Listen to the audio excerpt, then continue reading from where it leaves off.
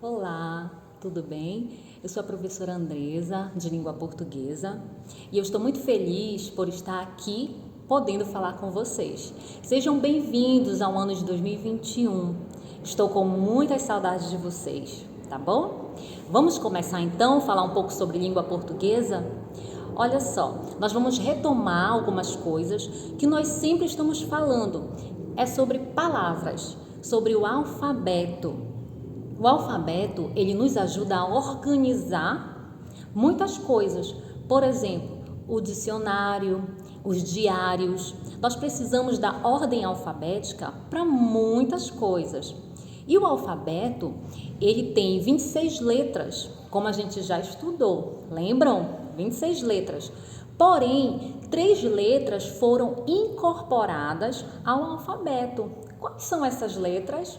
São a letra Y, W e K. Essas letras foram incorporadas ao nosso alfabeto, tá bom? Conseguiram lembrar? E nas palavras tem algo muito importante que a gente precisa saber. Nós escrevemos com letras maiúsculas e com letras minúsculas. Ora, como nós devemos escrever? Algumas palavras que são próprias, nós devemos escrever com letras maiúsculas, como nome de lugares, nome de pessoas, né?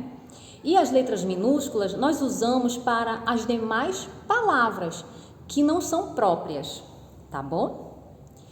E quando nós estudamos as palavras, a gente precisa formar frases. Como que nós formamos frases? O que é uma frase? A frase ela é um conjunto de palavras e nós temos vários tipos de frases. Nós temos as frases interrogativas que nos ajudam a perguntar. A função das frases interrogativas nos ajudam a fazer perguntas. Nós temos também as frases exclamativas. Ora, as frases exclamativas é quando nós estamos surpresos ou quando nós damos uma intensidade na nossa frase de uma informação, tá? De uma surpresa. Nós temos também as frases imperativas. Ora, imperar. Então, as frases imperativas nos ajudam a dar um comando, uma ordem. Pode ser também um pedido, não é sempre uma ordem ou um comando, pode ser um pedido. Por exemplo, por favor, abra a porta. Então, as frases imperativas nos ajudam nesse sentido, tá bom? E tudo que a gente vem estudando é para falar sobre comunicação. Como nós devemos nos comunicar? Nós temos que lembrar que nós somos falantes de língua portuguesa, porém nós estamos em um estado que nós temos uma diversidade de alimentos, de clima, né? Então, lembrando que na comunicação nós temos 3 tipos de variação linguística. Nossa, professora, das frases a gente já vai falar sobre variação linguística? Sim. Depois que eu já sei construir uma frase bem organizada, eu vou falar sobre a variação linguística. Nós temos a variação histórica. A variação histórica, ela vem nos lembrar que a língua vem mudando conforme o tempo, a história. Então, muitas palavras que nós falávamos antes, ou até mesmo não nós, mas algumas pessoas que nós conhecemos, essa mudança ocorre historicamente. Tem algumas palavras que nós não falamos mais. E hoje nós já falamos outras palavras, não é? Então, a variação histórica, ela teve uma mudança conforme o tempo, a história, tá? Por isso que é variação histórica. Lembra que eu sempre falo para vocês que a língua portuguesa nos dá dicas para que a gente venha acertar na gramática, tá bom? Nós temos a outra variação, nós temos a variação social. Como que é a variação social, né? É a forma que a sociedade se comunica. Por exemplo, depende de alguns fatores. Quais são esses fatores?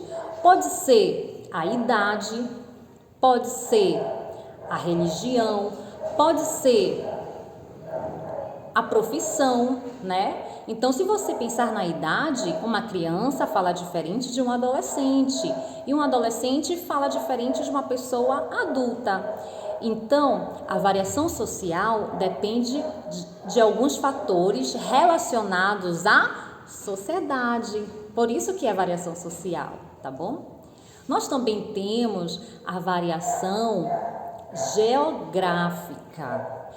Qual é essa variação geográfica? Essa variação, ela nos lembra que cada estado fala de uma forma. Essa variação, ela depende da cultura daquele povo, daquele lugar. Por exemplo, aqui no Pará, nós falamos algumas expressões que são específicas. São nossas essas expressões, né? Elas podem ser positivas ou elas podem ser negativas, né? E em São Paulo, por exemplo, se fala de uma outra forma. Eles têm expressões específicas também deles. Então, essa variação geográfica, ela nos ajuda a entender que cada região tem a sua maneira própria de falar. Hein? Então, por isso que a comunicação, ela depende dos dois falantes, né? E também a gente não pode esquecer que também existe um ouvinte. Então, eu preciso entender o que o outro está tentando me dizer, certo? Então, nós temos essas 3 variações linguísticas, essas formas de se comunicar, tá certo? Tem algo muito importante dentro dessa variação geográfica. Qual é? Não sei se vocês já prestaram atenção.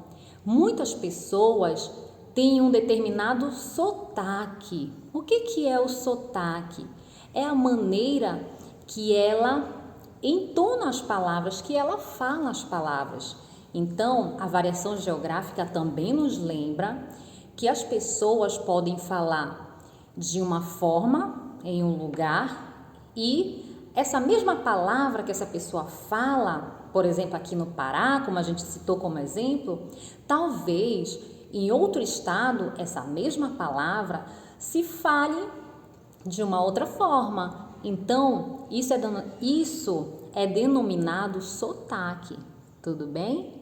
Então, como sempre a gente conversa, que nós devemos respeitar a maneira de que cada um se comunica, tá bom?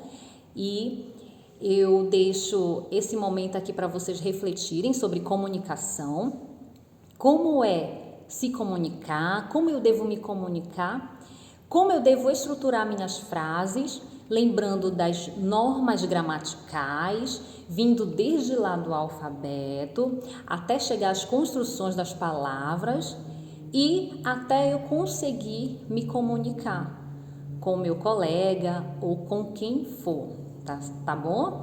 Então eu espero que vocês tenham tentado aprender um pouquinho mais sobre as diversas formas de comunicação, né? E que você venha se cuidar, se cuide em casa, que nós estamos aguardando vocês, tá bom? Reflita sobre comunicação. Qual é a melhor maneira de se comunicar? Como que eu posso me comunicar com pessoas de outras regiões, até mesmo de outros países? Como que eu posso me comunicar, tá bom? E eu deixo aqui o meu abraço para vocês e eu espero que vocês compreendam que eu estou aqui para ajudar vocês, tá bom? O que precisarem. Beijo, tchau!